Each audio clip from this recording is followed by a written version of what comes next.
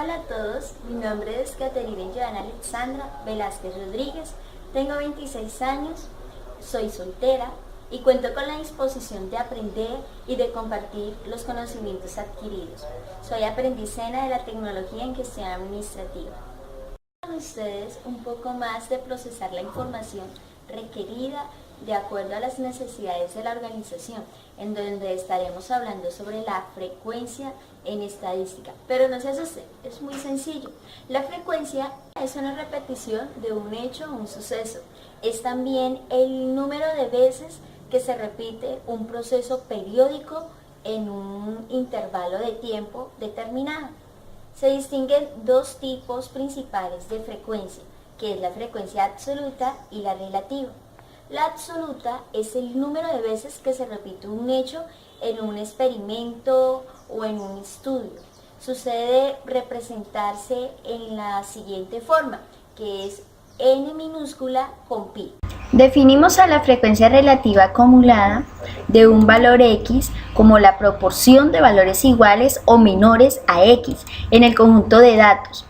Es decir, la frecuencia relativa acumulada es la frecuencia absoluta acumulada dividida por el número total del sujeto. La frecuencia relativa acumulada de cada valor siempre es mayor de la frecuencia relativa. De hecho, la frecuencia relativa acumulada de un elemento es la suma de las frecuencias relativas de los elementos menores o iguales a él. Un ejemplo claro de la frecuencia relativa es el siguiente. Un profesor tiene la lista de las notas en matemáticas de 30 alumnos de su clase. Para calcular la frecuencia relativa acumulada se necesita obtener la frecuencia relativa.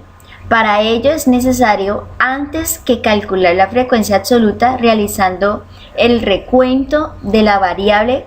Una vez se obtiene el cálculo de la frecuencia relativa de cada elemento como la división de la frecuencia absoluta entre el total de elementos n igual a 30, podemos llevar que es el siguiente, en cuestión de su fórmula y el procedimiento que obtenemos. A partir de este resultado, llegamos a la frecuencia relativa acumulada, que es la suma de las frecuencias relativas de los elementos iguales o menores a x. Son las siguientes: f1,3 igual a f1,3 igual a 0,07 y por último 1,00.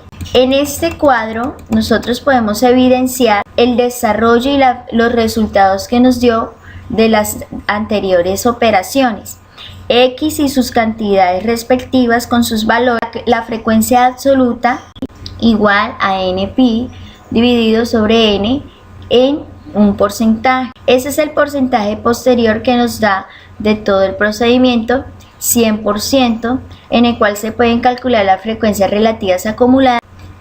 Y a partir del ejemplo ya dado y ya más ilustrado en cuestión de la frecuencia relativa y la absoluta, podemos llegar a una conclusión. La estadística es tan importante que es una representación exactamente numérica de aquel proceso administrativo, de aquella fracción. No solamente es un bien la estadística, sino también es una herramienta para llevar un control y un manejo de nuestras cuentas. Así que muchas gracias por su atención. Dios les continúe bendiciendo.